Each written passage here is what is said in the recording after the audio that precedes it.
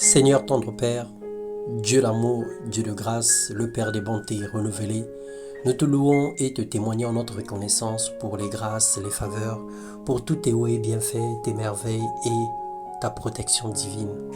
Ce matin, ce jour, nous te laissons tout le contrôle et nous te laissons toute la gloire parce que tu en mérites. Bonjour peuple de Dieu, bonjour bien-aimés frères et sœurs, shalom shalom dans vos maisons, bienvenue dans notre partage quotidien. Ce matin nous allons parler, nous allons nous exhorter de la part du Seigneur. Le thème de notre méditation c'est plaider pour demander la délivrance. Bien-aimés, il y a des choses qui se passent autour de nous, des choses qui se passent dans nos vies, des choses qui se passent dans nos familles, qui demandent l'intervention divine, qui demandent que nous puissions poser des actions, qui demandent que nous puissions nous lever pour réclamer nos droits, pour demander la délivrance et le salut. Nous lisons dans Daniel 6, le verset 10, la Bible déclare « Lorsque Daniel sut que le décret était écrit, il se retira dans sa maison où les fenêtres de la chambre supérieure étaient ouvertes dans la direction de Jérusalem. Et 3 fois le jour, il se mettait à genoux, il priait et il louait son Dieu comme il le faisait auparavant. » Bien-aimé, cette affaire te concerne. Ne reste pas inactif, ne reste pas inactive, ne reste pas passive ou passive face aux difficultés et aux situations qui se passent dans ta vie et dans ta famille, même dans le pays ou dans le quartier. Le diable et ses anges déchus sont en permanence en colère contre les saints. Ils réclament à la fois les sacrifices des alliances contractées volontairement et même les sacrifices des alliances contractées involontairement. Ça veut dire des choses que les parents, les grands-parents ont fait et qui nous réclament aujourd'hui, qui réclament le sang ou qui réclament une rançon aujourd'hui. Ils sont jaloux de la puissance que Dieu met sur nous et de l'onction qui nous amène à servir Dieu.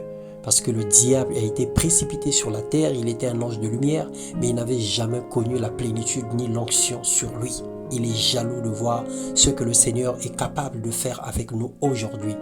À cause même de ça, ils font tous les efforts pour nuire à notre vie et à nous accuser par rapport à nos erreurs ou même nos alliances du passé. Dans Romains 8, le verset 33-34, la Bible déclare « Qui accusera les élus de Dieu? C'est Dieu qui justifie. Qui les condamnera? Christ est mort bien plus, il est ressuscité, il est à la droite de Dieu et il intercède pour nous. Nous avons un avocat puissant qui intercède pour nous, un défenseur imbattable. Dans l'affaire qui nous oppose avec le diable, ne cherche pas à te justifier, adopte 2 attitudes ou 2 stratégies pour pouvoir sortir vainqueur. La première attitude à prendre, c'est la repentance pour attirer la faveur de Dieu.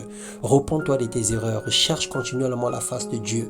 Et la deuxième attitude, c'est la supplication pour lui demander le secours de l'Éternel. Parce que la Bible déclare, invoque-moi et je te répondrai. Dans cette affaire, crie au Seigneur. Débarrasse-toi de tout ce qui pourrait te condamner, de tout ce qui pourrait donner au diable un droit sur ta vie. La grâce de Dieu est disponible pour quiconque implore son secours. Son bras est tendu pour celui ou celle qui est justifié par la foi. Accepte la grâce du Seigneur, accepte le secours de l'Éternel. Parce que quand le juste crie, l'Éternel entend et il les délivre de toute leur détresse. L'Éternel est près de ceux qui ont le cœur brisé et il sauve ceux qui ont l'esprit dans l'abattement. Dans ton angoisse, dans la situation que tu traverses, dans les difficultés, dans tes larmes, dans tes pleurs, crie au Seigneur, lève-toi, prie et parle à ton Dieu. Plaide toi-même pour te justifier. Le Seigneur n'est pas sourd pour ne pas entendre tes prières, ni sa main courte pour ne pas te toucher et te délivrer de tous les liens diaboliques et sataniques. Parle toi-même pour te justifier. Plaide comme Daniel, cherche Dieu de tout ton cœur.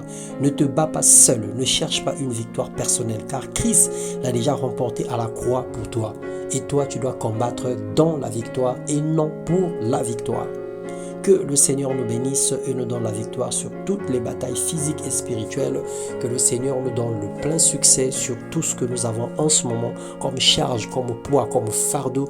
Tout ce que nous avons comme situation administrative, comme situation spirituelle, comme situation conjugale, comme situation dans tous les domaines de notre vie. Les défis scolaires, les défis professionnels, les défis que nous avons dans nos ministères, dans notre vie de tous les jours. Que la grâce de Dieu se répande dans vos vies. Je vous bénis au nom de Jésus-Christ. Et je proclame une grande grâce et une bénédiction sans pareil. Je proclame la délivrance, je proclame la paix dans nos vies au nom de Jésus-Christ. Amen.